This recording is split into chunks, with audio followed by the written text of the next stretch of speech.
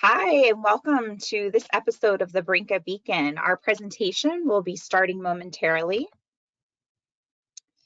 And this presentation is going to be ROI for new contactless technology, what you need to know.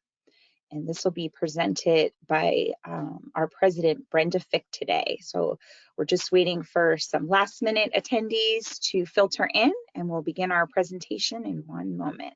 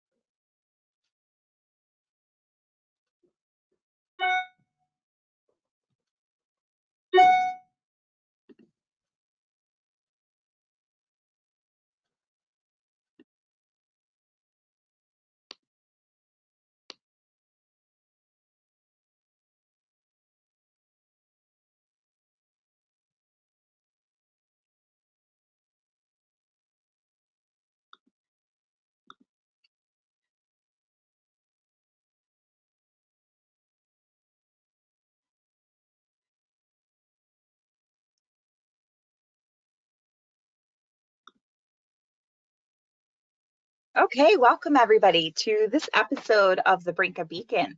We're going to get our presentation started here. Again, today's presentation is going to be ROI for new contactless technology, what you need to know. So we're going to open up our PowerPoint here while I introduce everyone that will be taking part in today's presentation. So if I can have my organizer share our PowerPoint.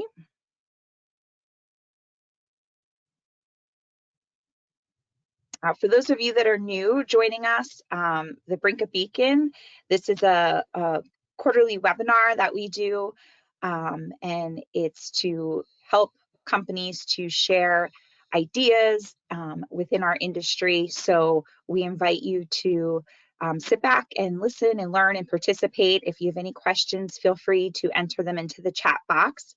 On this episode of the Brynka Beacon, I have members of my team here with us helping me out today. I'm Jennifer Young, Director of Sales and the host of the Brynka Beacon. We also have our president, Brynka Beacon, online, and she will be our speaker today, as well as Joe Martinez, our vice president, who's our organizer.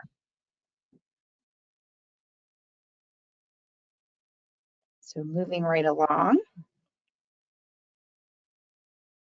We're going to turn the presentation at this point over to Brenda, who's going to take us through a return on investment for new contactless technology. Thank you, Brenda, for joining us today.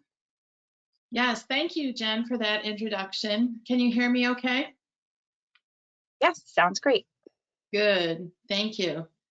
So normally on a Brynka Beacon, I invite someone that has done a lot of whatever the subject is.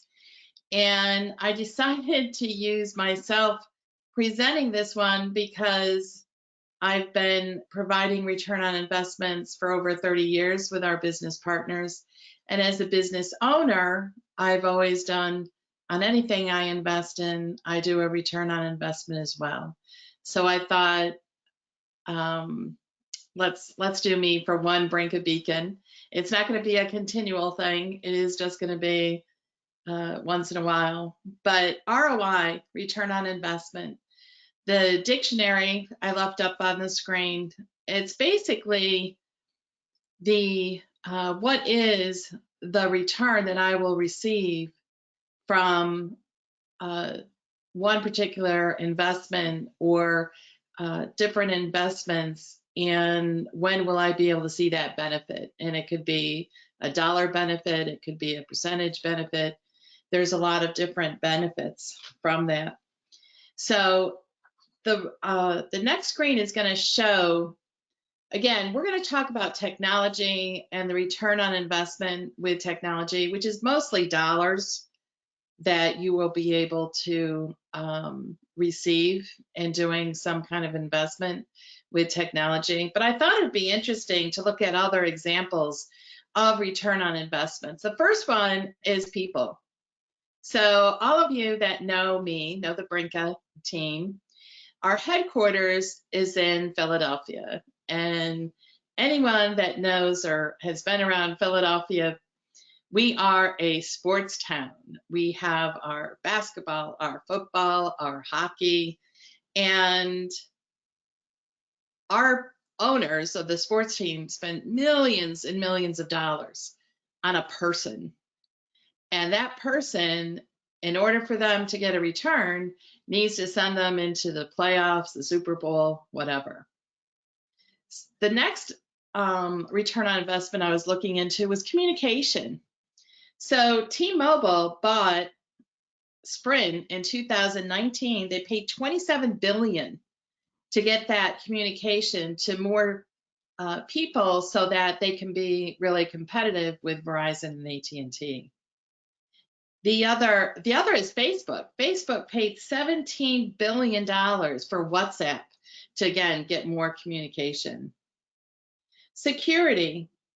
Now, with security, people will invest money so that basically they are secure. So in mail centers, you'll see X-ray machines, or when you think of technology, a lot of it will be cyber attacks and cyber hacking. And my next Brynka Beacon will actually be on security and what you should look at if you are looking at any kind of software application or technology to make sure that it is secure. The next is safety. And obviously this last year and probably this year, corporations, organizations are spending billions of dollars to make their mail centers safe. And it's the plexiglass, it's the masks, but you really can't put a return on investment on that because it's basically saving lives. So, but safety is the key, and I wanted this ROI to include both safety, meaning contactless, as well as the technology piece. So let's go into a technology ROI. So the first thing in calculating an ROI is that you need to do some investigation. You need to look through your workflow process. And here we are just doing contact technology as it occurs with the inbound packaging for now. So what you need to do is find out the time that it takes for you to receive in all of the packages as well as deliver all of the packages. You need to look at what your costs currently are. If you do have a tracking package, the hardware that goes along with it, how much does that cost every month? You need to look at the people that you're delivering to. How big is that? Where are they? Meaning how many buildings, how many floors, how long of a process, and where do you have to go? Maybe you have cars, all those things that would include you getting those packages to the final, whoever's going to sign for the package. You may have an SLA, meaning that if you get an overnight package, it has to be there within an hour. So you also need to take that into consideration. You need to look at, of my packages, what are the packages that need to meet this SLA?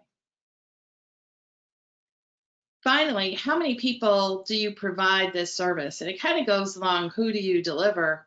But you may have more than just who you deliver to. You may have assistants, or you may have different family members within one one organization, and they may come in and pick up packages. And I've seen that in different universities. So it's not only the people that are at your location, it's also sometimes the family. So you need to calculate all of that information and put it all together.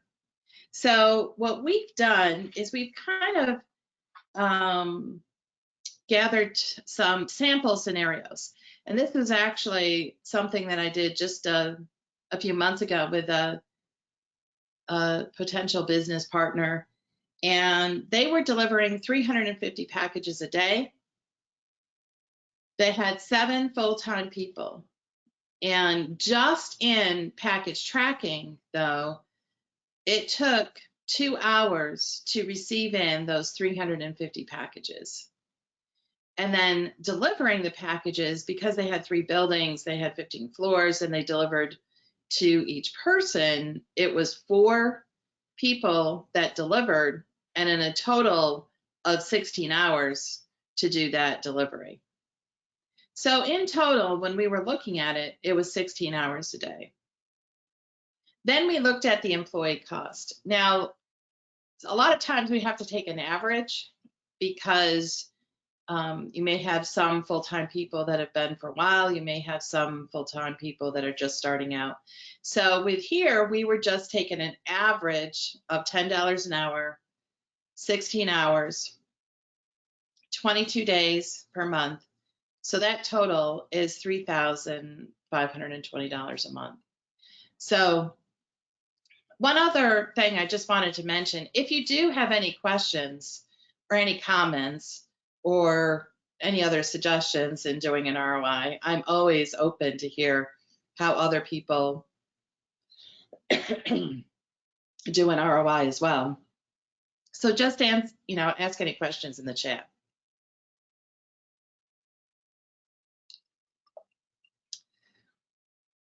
So again, the labor is $3,520. The software is $750. Total cost is $4,270. So now we need to look at, what do I want in a tracking system?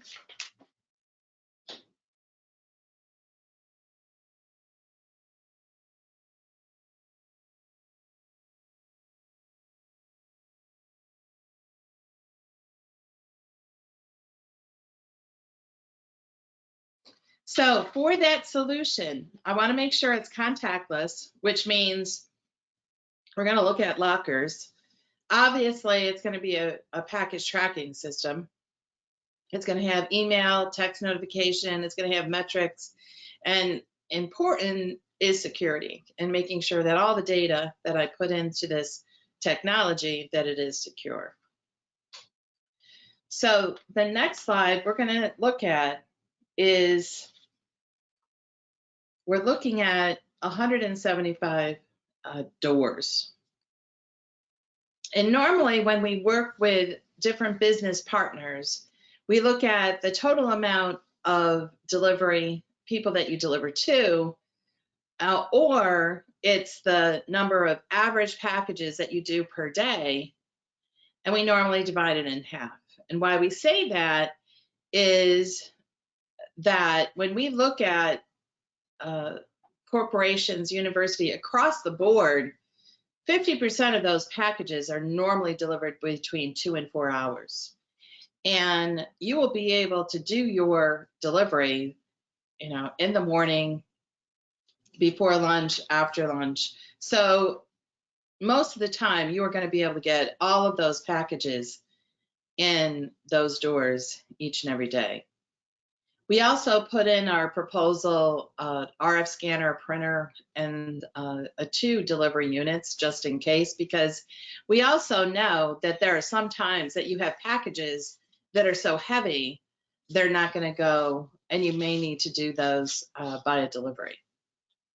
So in total, the locker solution, the software, everything came out to about $1,900 a month. Is there any questions on that?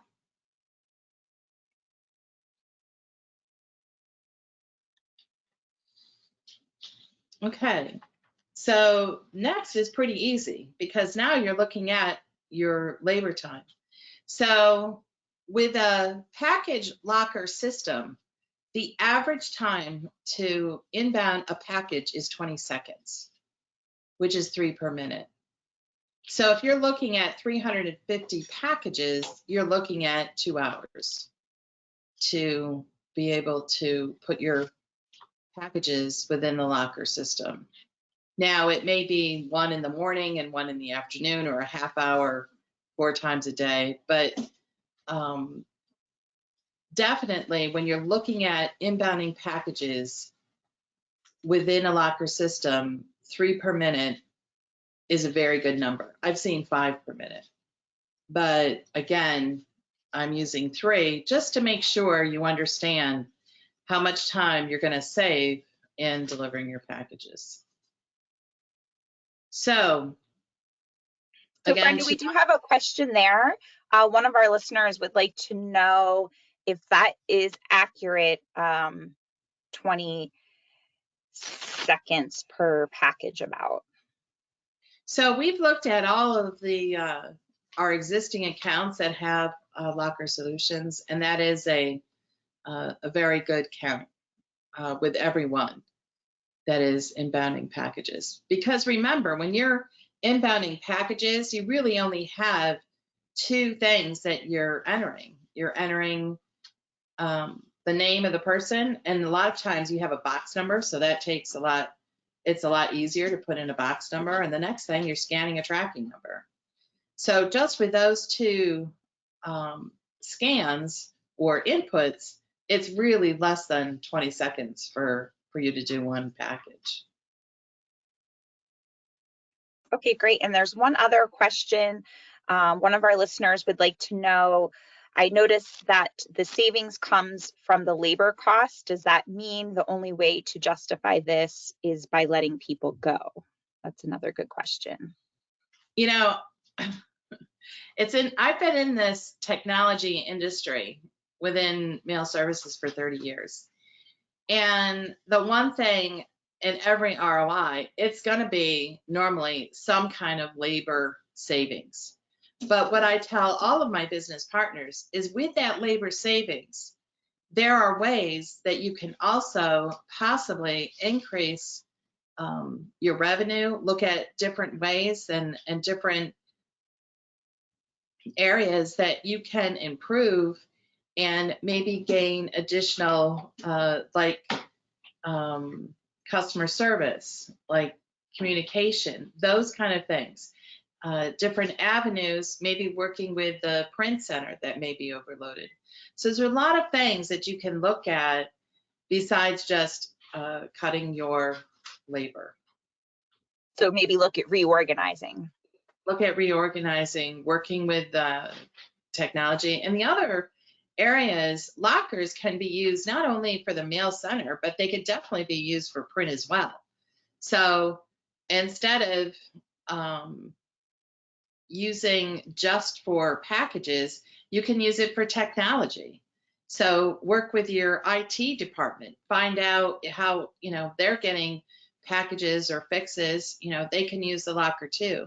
So there's a lot of different ways to use the lockers besides just packages as well. Yeah, we had another listener suggest some other good ideas that you could use the extra amount of labor for to generate revenue: passport photos, engraving, printing bulk mail services. So just some additional ideas that someone's wanted to share. Thank you for that. Absolutely. Excellent.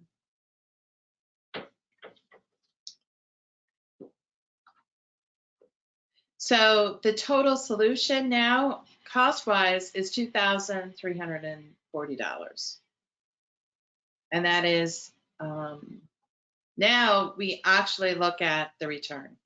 So the current cost, obviously from before, is $4,270. The new cost is $2,340. Your cost savings is almost 50%. It's 45%. And that is usually across the board savings from using technology and reducing that labor cost. And the other thing that is, you can't put a number to it, is you're still being very, very secure. You are now putting packages or whatever you need into a locker system, and one, it's only touched once. When you have a mail service center that you have your customer come to your mail center, you're touching that items 3 and 4 times, and you're also working and interchanging with those individuals that come to your mail service center. If you're delivering your packages, you are delivering those packages throughout your organization, and it's just that much more that that person is going to be going around to a lot of different people. So having that contactless, meaning you put it in the deliver, whoever it's supposed to be delivered to, they pick it up, it's one and done. So it really does give you a safety measure, which basically saves lives, which you cannot put a cost to.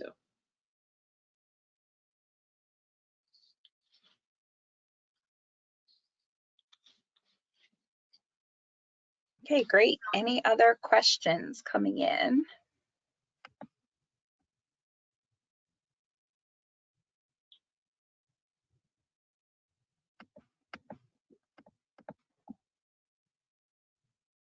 Okay, and I think we have one more slide. So Jen, I'm going to have you take that over. Okay, thank you so much, Brenda, for that information. Hopefully our listeners found that very information. If you enjoyed today's Brynka Beacon, we have another event coming up that you may be interested in. It is a free event for all mail center personnel, the first 600 to join. Just as a way to thank you for being corporate America's essential workers. So this is the VNMC conference, the Virtual National Mail Center Conference. You can find out all the information on the agenda, our speakers, our sponsors, on our website at brynka.com under the VNMC tab. The date is March 23rd. It's an all-day virtual event, but if you can't join us for the whole day, feel free to sign up and come when you can throughout the day. There's going to be educational presentations, networking with colleagues and business partners. We'll be doing Zoom breakout rooms for that and have some fun activities planned. There'll be prize drawings plus a lot more. Just some of the topics we're going to cover: keys to justifying resources, best practices for organizing your mail center, how to optimize your mail center spend, and then optimizing benchmarking and your mail and receiving services. And that actually presentation is going to discover some resources that are available to organizations right now through the government for funding additional contactless technology.